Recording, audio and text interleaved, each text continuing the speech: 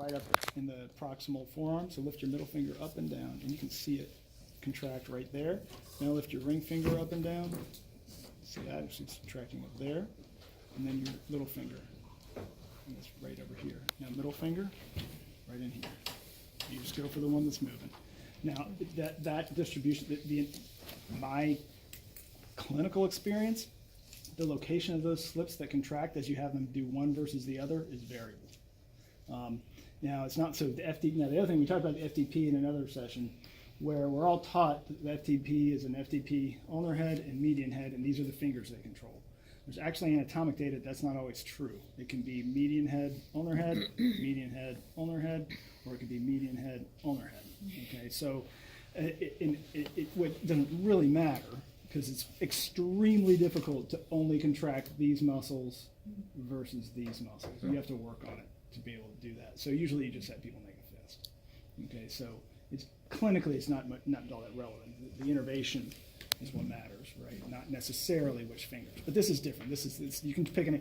Now sometimes where it's atrophic a little bit, I may have missed the slip to the middle finger. If I think I'm in it regardless, and extension of the middle finger doesn't get me any units, I'll just have them extend the ring finger. This is EDC.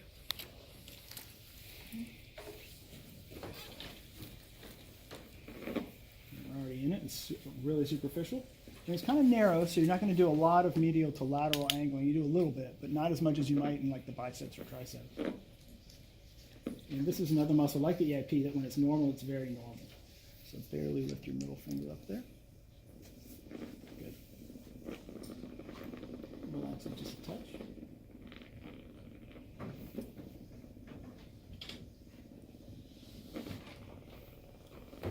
Swing it back around. There we go. So pretty darn normal. There are a couple of units in there. That one's firing at 17, 18, but there is another unit in there. Probably two, actually. So that's okay. There we go. When would you do the EDC over? I do it a lot if I'm trying to decide between a C6 and C7 radiculopathy. So say the pronator and the triceps are abnormal. Okay, they share C6 in the setting of a radiculopathy, and it just goes down to the hand. That's all you get. And there's C7, C8. So it could be C6 or 7.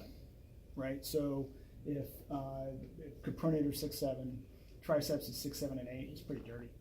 So then I'll go to the EDC, and if it's abnormal, I'll assume it's a C7.